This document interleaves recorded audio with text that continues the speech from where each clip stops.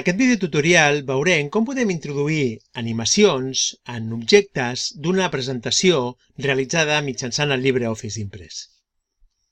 Les animacions es poden introduir en imatges, textos, és a dir, en diferents objectes d'una presentació multimèdia i permeten que aquests objectes apareguin, desapareguin, es desplacin, és a dir, que facin diferents coses.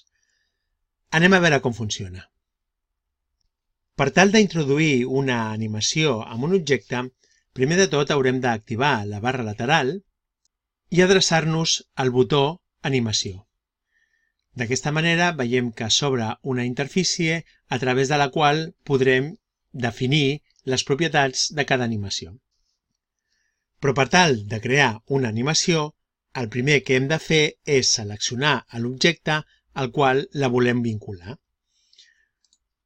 Un cop fet això, veiem que ja s'ha activat l'opció Afegeix un efecte. Fem clic al seu damunt i se'ns obre un desplegable en el qual tenim diferents opcions. Per exemple, primer de tot, haurem de triar quin tipus d'animació volem seleccionar. Per exemple, si és una animació d'entrada, si és una animació de sortida, si és una d'èmfasi o si es tracta d'un camí de moviment. En aquest cas farem tot un seguit d'animacions d'entrada. Per tant, seleccionem l'opció Entrada i a continuació triarem un efecte a l'atzar. D'aquesta manera, si ens fixem, ja tindrem una previsualització de com serà aquest efecte. Si ens fixem, veiem que en la part superior dreta ja apareix la primera animació que hem introduït. A continuació, el que farem serà introduir animacions d'entrada per a la resta d'objectes de la diapositiva.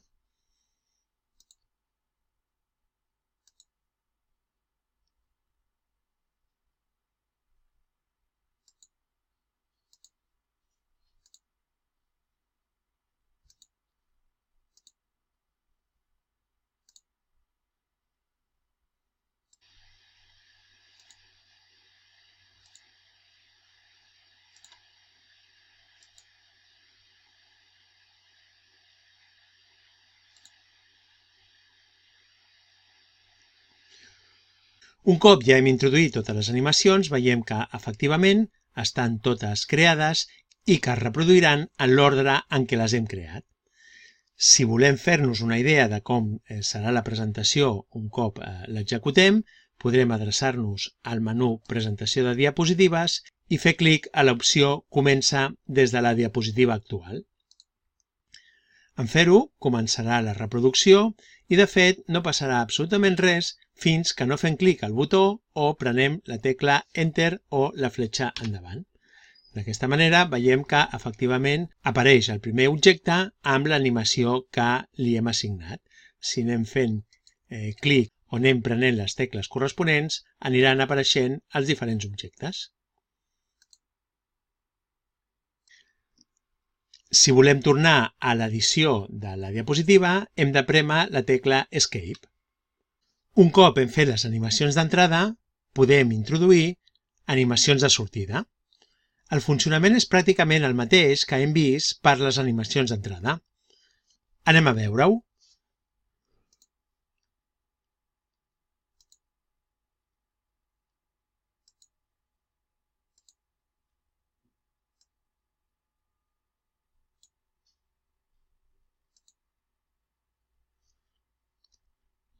Si ens fixem, veiem que, efectivament, en la notació de l'animació, veiem que ja es tracta d'una animació de sortida, a diferència de la resta, que eren animacions d'entrada.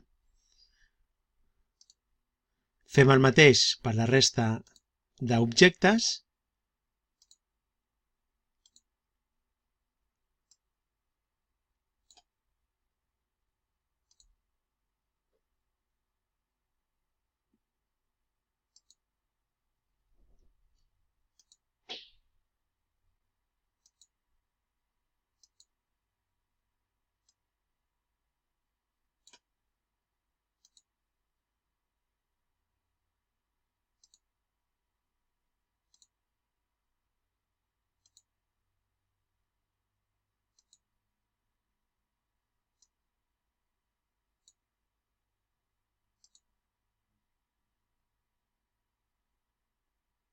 Ara ja tenim les diferents animacions ordenades en l'ordre en què s'executaran. En el cas que ens haguem equivocat en alguna animació o la vulguem modificar, doncs senzillament la podem seleccionar i introduir els canvis que desitgem. O fins i tot, si volem eliminar una de les animacions, doncs senzillament ens adreçarem a l'opció Suprimeix l'efecte. Ara tornarem a crear l'animació de sortida de l'objecte que hem eliminat.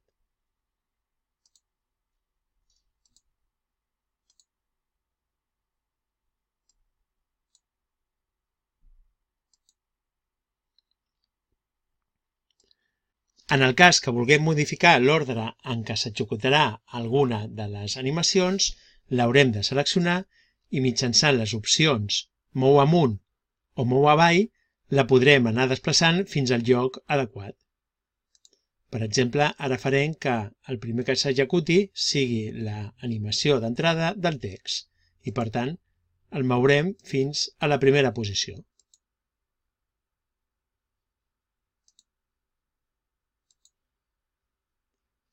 Per veure com quedaran els efectes de les diferents animacions, executem la diapositiva i anem fent clic al ratolí o prement la tecla corresponent cada vegada que aparegui un dels objectes.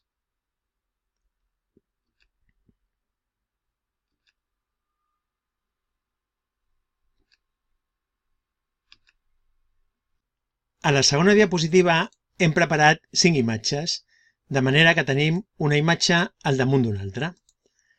Ara el que intentarem és que apareguin, quan carreguem la diapositiva, 4 imatges, una apareixerà més tard, per tant tindrem 4 imatges i el que volem és, primer, que desaparegui aquesta imatge, en segon terme, que la imatge que hi ha a la part superior esquerra es desplaci fins al lloc que ha quedat vacant, en tercer lloc que apareixi en aquest lloc una nova imatge i finalment que les altres 2 imatges tinguin una animació d'èmfasis. Per tant, aquesta imatge haurà d'aparèixer, li farem una animació d'entrada,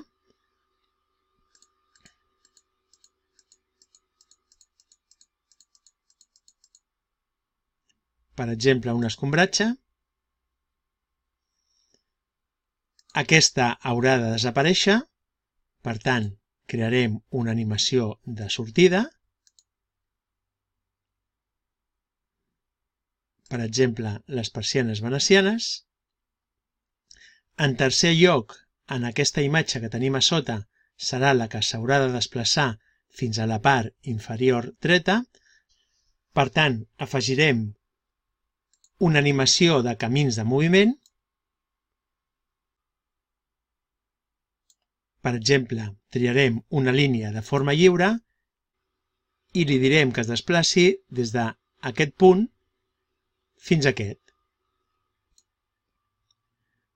I finalment crearem les animacions d'èmfasi. Triem l'opció èmfasi, per exemple, l'opció gira. Veiem que efectivament la imatge girarà i pel 5è objecte també crearem una animació d'èmfasi. Per exemple, creix i decreix.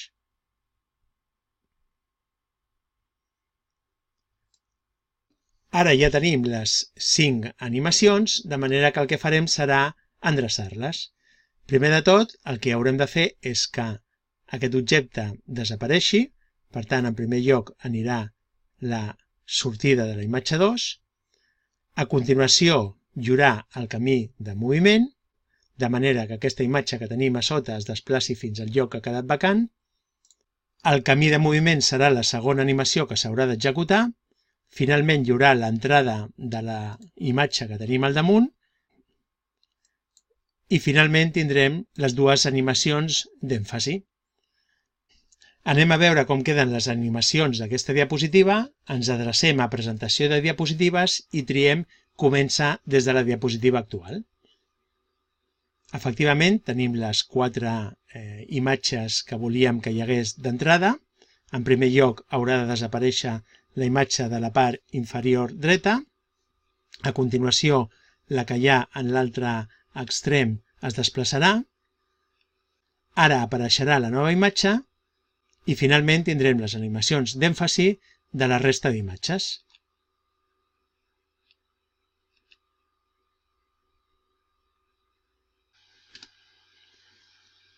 I això és tot.